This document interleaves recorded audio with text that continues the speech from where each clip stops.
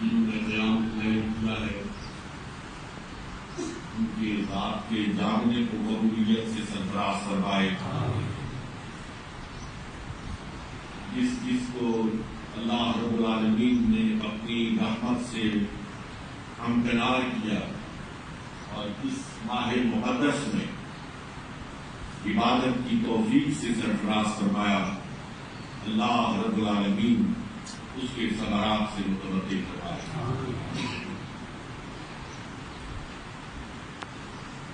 میری زندگی میں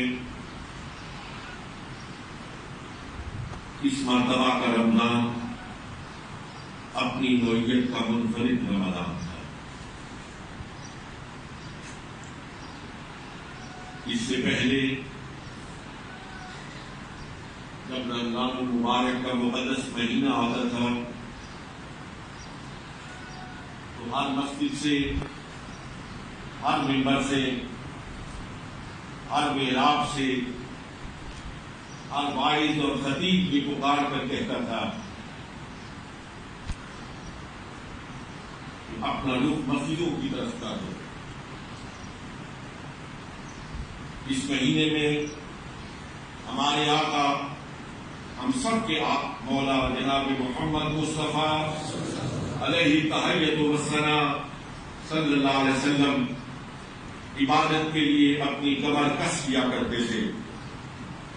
اے مسلمانوں، تم بھی اللہ رب العالمین کی بارگاہ میں خشوع اور خضوع کے سجدوں کے لیے اپنے آپ کو تیار کرو۔ لیکن میں اسے عذاب کہوں، میں اسے تنبیہ کہوں، سزا کہوں، کیا کہوں، اللہ ہی بہتر جانتا ہے۔ اس وقت صرف امت مسلمہ ہی نہیں، پوری دنیا اللہ رب العالمین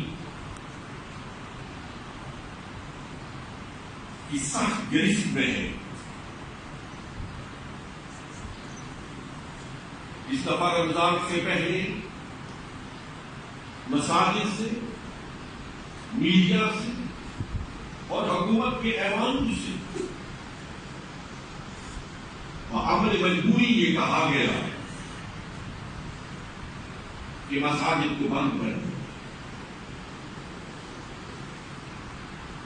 اور لوگ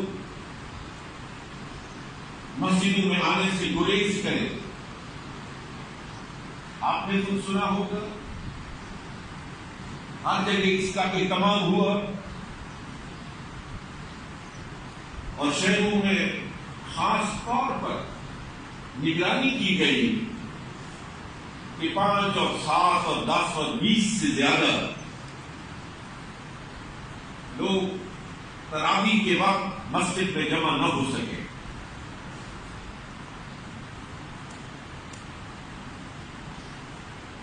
ایک روایت میری نظر سے گزری،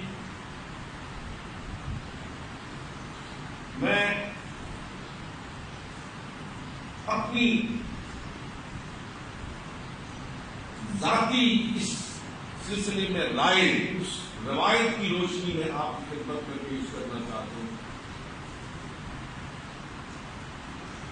ہوا تھا کوئی اس سے کوئی دوسرا مفہوم اخذ کرتا ہو،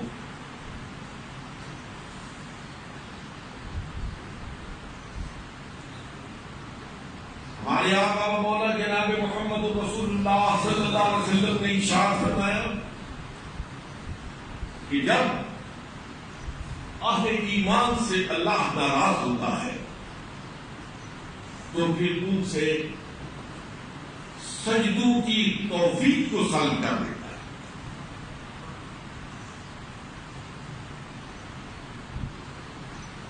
اس دفعہ تو ماجرا ہی مختلف ہے کہ انتہائی سختی کے ساتھ لوگوں کو مساجد میں آنے سے روکا گیا۔ وہ روکنے والے بھی کسی ذاتی خواہش کی بنیاد پر نہیں، کسی ذاتی غرض سے نہیں، بلکہ بامر مجبوری انسانوں کو، مسلمانوں کو، اپنے بھائیوں کو اس پھیلی ہوئی وبا سے محفوظ رکھنے کے لیے ایک تدبیر تھی۔ اللہ کے محترم، اس سے پہلے بھی اقوام پر ان کے اعمال کی سزا کے طور پر مختلف عذاب نازل کیے گئے۔ میں سمجھتا ہوں یہ بھی ایک عذاب کی صورت ہے۔ میری آنکھ دیکھتی ہے، آپ کی آنکھ دیکھتی ہے، آپ سب اس بات کے شاہد ہیں کہ من حیث المجموع مسلمان ہوں یا غیر مسلم، ہم کس حد تک خدا کے باغی ہو چکے ہیں۔ بے حیائی، فحاشی اور عریانی کی وہ صورت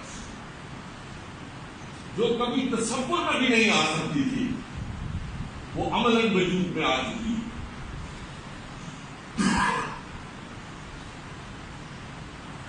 لوگوں نے انتہائی بے باکی کے ساتھ، دلیل دہلی کے ساتھ مذہب کو تنقید کا نشانہ بنایا۔ نہ پیدا کرنے والے کی ذات محفوظ رہی، نہ پیغمبران اسلام کی زبان قدسیہ لوگوں کی دلیل دہلی سے محفوظ رہی، اور مسلمانوں کے اندر ایسے لوگ، ناپاک لوگ جنم لے چکے ہیں جنہوں نے براہ راست سرکار علیہ السلام کی ذات کو نشانہ بنایا، حضور علیہ السلام کی ختم المنتظرین پر انگلی اٹھائی، صحابہ کرام رضوان اللہ تعالی علیہم اجمعین کی مقدس ہستیوں کو متنازع بنایا۔ نتیجہ میں نے دیکھا، آپ نے دیکھا، انتہائی قابل احترام سامعین محترم، میں صرف ایک لمحے کے لیے آپ کی توجہ اس جانب مبذول کرانا چاہتا ہوں کہ آپ نے علماء سے سنا، خطباء سے سنا، ہمیشہ سنتے چلے آئے ہیں کہ روز محشر یوم یفر المرء من اخیہ وامہ وابیہ وصاحبتہ وبنیہ، کہ بھائی بھائی کو چھوڑ دے گا، بیوی بیوی کو چھوڑ دے گی، دوستیاں دشمنیوں میں تبدیل ہو جائیں گی۔ وہ قیامت کا منظر، وہ محشر کا منظر اللہ کے محترم ہم نے اپنی آنکھوں سے اس دنیا میں دیکھا ہے۔ میں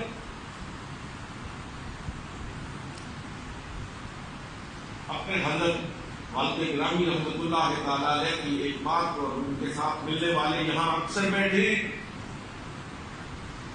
انہوں نے ان کی مبارک زبان سے یہ کلمہ کئی مرتبہ سنا ہوگا کہ جب وہ کسی جنازے میں شریک ہوتے تھے تو اکثر و بیشتر جو ساتھی ان کے ساتھ چل رہے ہوتے تھے ان سے فرماتے تھے کہ کتنا خوش نصیب ہے جس کو مسلمان اٹھا کے لے کے جا رہے ہیں، کتنا خوش نصیب ہے جس کو جنازہ نصیب ہو رہا ہے، کتنا خوش نصیب ہے کہ جس کو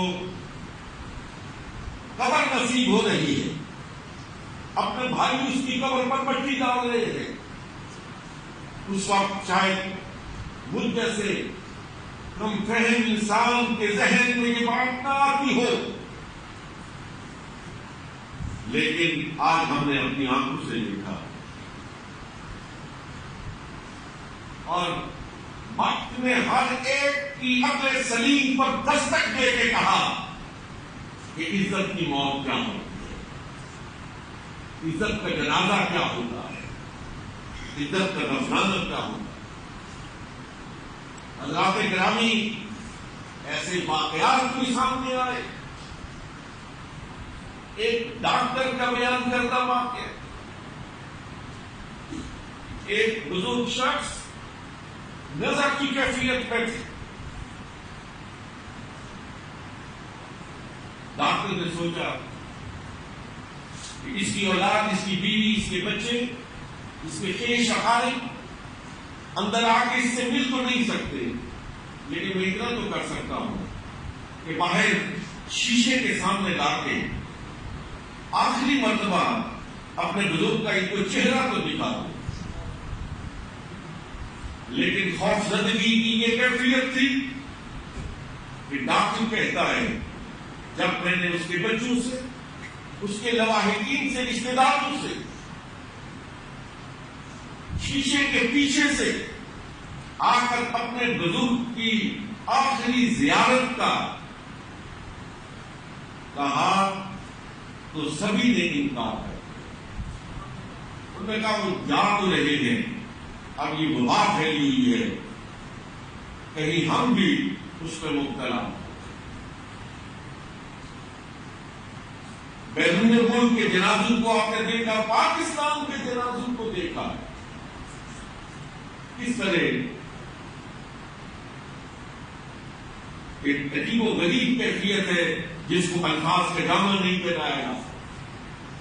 میں لمبی گفتگو نہیں کرتا، میں صرف اپنی گفتگو کے اختتام پر یہ عرض کرنا چاہتا ہوں کہ اللہ رب العالمین نے ہمیں جو جوڑا ہے،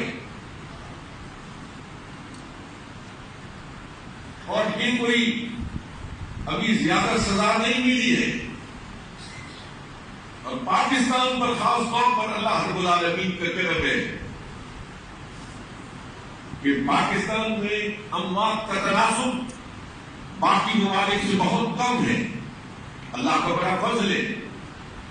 آؤ عید الفطر کے اس مبارک موقع پر، رمضان المبارک کے اختتام پر آج اپنے گناہوں سے توبہ کر کے اٹھے، اللہ سے اپنے گناہوں کی بخشش مانگے،